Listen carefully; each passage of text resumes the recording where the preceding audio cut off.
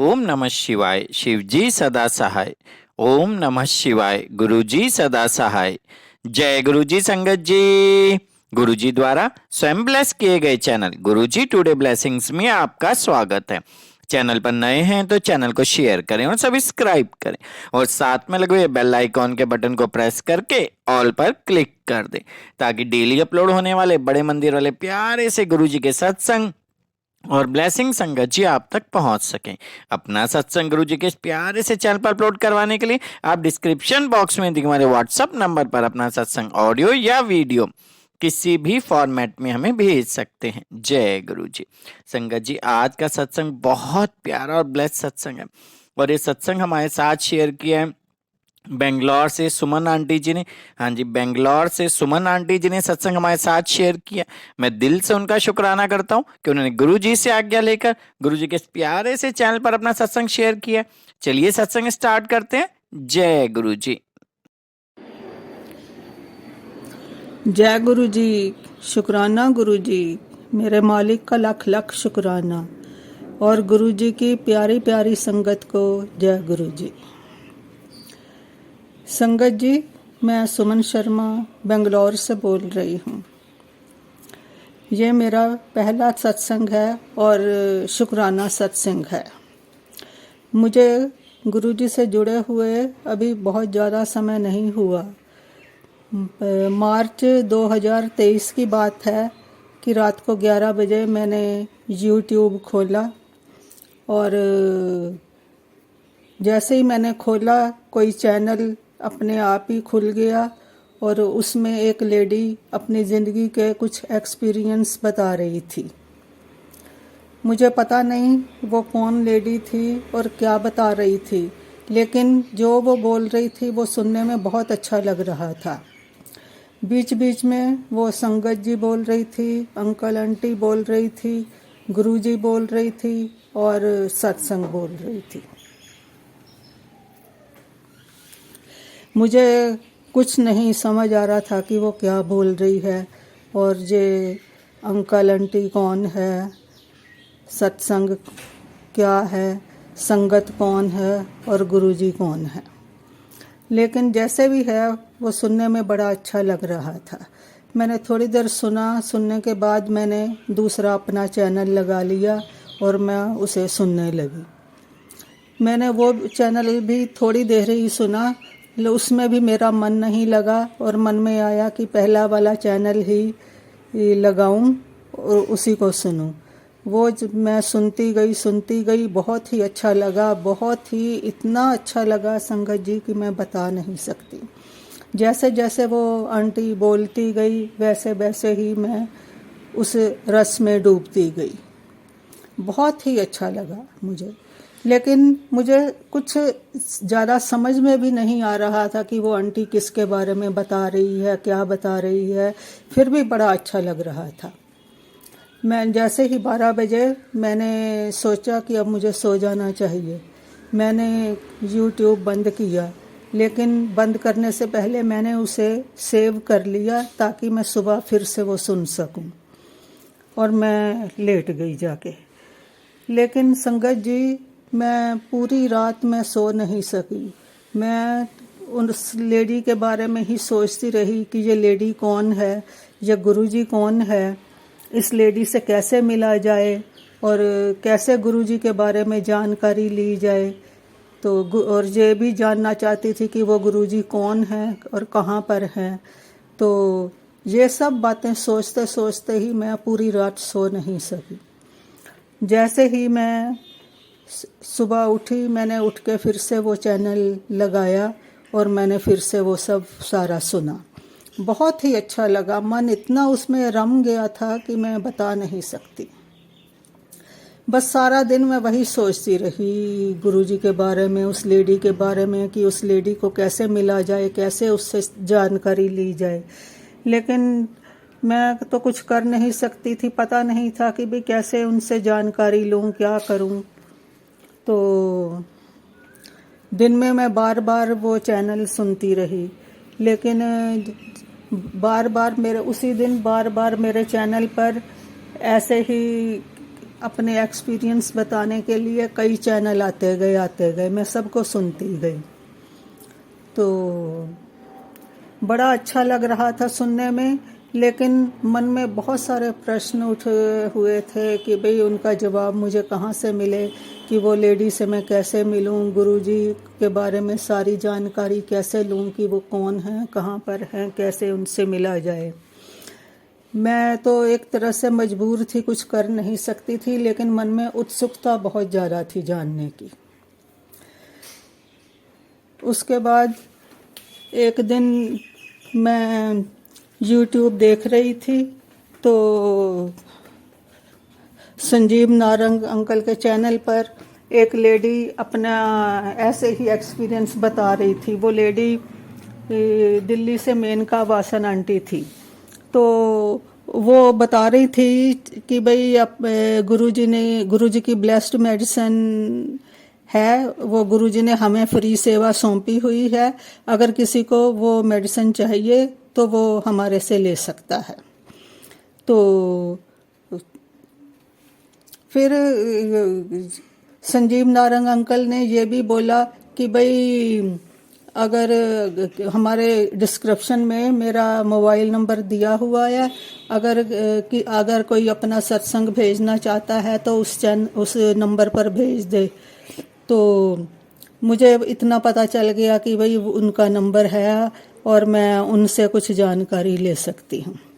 लेकिन मैंने मेनका वासन आंटी को कॉल किया, तो मैंने उनसे पहले तो गुरुजी की ब्लेस्ड मेडिसिन के बारे में पूछा कि वो ब्लेस्ड मेडिसिन किस बीमारी के लिए है। मैंने सोचा कि अगर मुझे वो बीमारी होगी तो मैं भी वो मेडिसिन ले लूँगी। लेकिन उन्होंने कहा कि भाई ये मैं कुछ नहीं बता सकती कि भाई वो मेडिसिन किस बीमारी के लिए है, अगर आप खाओगे तो आपको खुद ही पता चल जाएगा कि वो कौन कौन सी बीमारी के लिए अच्छी है। तो मैंने कहा ठीक है, मैं वो मेडिसिन मंगवाऊंगी, और कैसे मंगवानी है ये आप मुझे बता दीजिए। तो उन्होंने कहा कि आप मुझे बस कोरियर के पैसे भेज दो, मैं आपको फ्री मेडिसिन भेज दूंगी। फिर मैंने उनसे गुरुजी की भी सारी जानकारी ली कि गुरुजी कहाँ पर हैं, कैसे उनसे मिला जा सकता है। तो उन्होंने मुझे सारी जानकारी दी, और उन्होंने ये भी कहा कि वो जो लेडी अपने एक्सपीरियंस बता रही थी उन्हें अंकल आंटी बोलते हैं, जो गुरुजी के डिवोटी हैं उनको संगत बोलते हैं, और जो वो अपने एक्सपीरियंस बताते हैं उसको सत्संग बोलते हैं। तो उन्होंने मुझे सारी जानकारी दी। फिर मैंने कहा कि मैं गुरुजी की फ़ोटो भी लेना चाहती हूँ, वो कहाँ से मिलेगी मुझे। तो उन्होंने मुझे बताया कि भाई मेरे पास गुरुजी की फ़ोटो भी है, मैं आपको मेडिसिन के साथ वो फ़ोटो भी भेज दूँगी, और जो जो कुछ गुरुजी कहेंगे वो सब आपको मिल जाएगा। तो फिर उन्होंने ये भी बताया कि गुरुजी की फ़ोटो को फ़ोटो नहीं बल्कि स्वरूप बोलते हैं। तो मुझे इस तरह से काफ़ी सारी जानकारी उनसे मिल गई, और मैंने बहुत जल्दी उनको कोरियर के पैसे भेज दिए, और एक हफ्ते के अंदर अंदर मुझे वो सारी चीज़ें मिल गई। जैसे ही मैंने पार्सल खोला मेरी खुशी का ठिकाना नहीं रहा। ब्लेस्ड मेडिसिन गुरुजी की तो थी ही, साथ में गुरुजी के कई स्वरूप थे। येलो चोले में एक बड़ा स्वरूप था, चरण स्वरूप थे, पॉकेट स्वरूप था, और ब्रेसलेट था। मैं धन्य हो गई सब ये चीज़ें पाकर। लोग तो कहते हैं कि भाई हमें गुरुजी से जुड़े हुए 2 साल हो गए, 3 साल हो गए, और हमें अभी तक गुरुजी का कोई स्वरूप नहीं मिला। लेकिन मुझे तो 1 महीने के अंदर अंदर ही सारी चीज़ें मिल गई, मैं धन्य हो गई। फिर मैंने जल्दी से फ्रेम करवाए स्वरूपों को, और अपने मंदिर में विराजमान किया गुरुजी को। गुरुजी का पूरा सत्कार मैंने किया, गुरुजी पर फूलों की वर्षा की, कड़ा प्रसाद बनाया, चंदन का टीका लगाया, और गुरुजी की आरती की, मंत्र जाप किया। बहुत ही अच्छा लगा मुझे। घर में ऐसे माहौल हो गया कि खुशियां ही खुशियां हो गई घर में। तो गुरुजी ने बड़ी कृपा की हमारे ऊपर। अब मुझे मन में ये था कि भाई मैं दिल्ली बड़े मंदिर जाना चाहती हूँ, और कैसे जाया जाए और कब जाया जाए। मैंने अकेले ही बड़े मंदिर जाना था। तो बेंगलोर से दिल्ली जाना इतना आसान भी नहीं है। तो फिर भी मैं प्लानिंग करती रही कि भी कब मैं जाऊंगी। 2023 नवंबर में दिवाली थी, 12 नवंबर की दिवाली थी, तो मैंने सोचा कि मैं दिवाली के बाद जाऊंगी। तो मैंने 17 नवंबर को मैं यहाँ से बेंगलोर से गई दिल्ली। दिल्ली से मैं पहले देहरादून गई, देहरादून मेरी सिस्टर रहती है। फिर वहाँ से मैं चंडीगढ़ गई, चंडीगढ़ मेरा भाई रहता है। तो मैं चंडीगढ़ गई। मेरे कहने से मेरे बहन और भाई भी गुरुजी से जुड़ गए थे। गुरुजी ने बड़ी कृपा की मेरे परिवार पर। तो मैं अपने भाई से कहती थी कि भाई चंडीगढ़ में गुरुजी के बड़े सत्संग होते हैं, और मेरे भाई भाभी भी सत्संग अटेंड करते थे। मैंने अपने भाई से कहा कि मैंने 10 दिन चंडीगढ़ रहना था, 10 दिसंबर से 20 दिसंबर तक। तो मैंने अपने भाई से कहा कि इन 10 दिनों में अगर वहाँ कोई सत्संग होता है तो आप पता करो, मैं सत्संग ज़रूर अटेंड करना है। मैंने कभी सत्संग देखा नहीं, सुना नहीं, तो इसलिए मैं ज़रूर देखना चाहती हूँ। आप पता करो कहाँ पर है सत्संग। मेरे भाई ने 4-5 पार्टियां हैं जो सत्संग कराती हैं, तो उन सब से पता किया, तो उन्होंने मना कर दिया कि इन 10 दिनों में कोई सत्संग नहीं है। 25 तारीख को पूर्णमासी है, उस दिन होगा सत्संग। लेकिन मैंने तो तब तक वहाँ रहना नहीं था, 20 को मैंने वापस आ जाना था। संगत जी, मैंने सोचा कि भाई चलो सत्संग तो शायद मेरी किस्मत में नहीं है, तो मैं डुगरी मंदिर होके आती हूँ। तो पता करने पर वो भी पता यही चला कि भाई डुगरी मंदिर भी महीने के पहले संडे को ही खुलता है। तो वहाँ भी हमारा जाना नहीं हुआ। मन में निराशा तो बहुत हुई, लेकिन कुछ कर नहीं सकती थी। लेकिन गुरुजी ने बड़ी कृपा की मेरे ऊपर।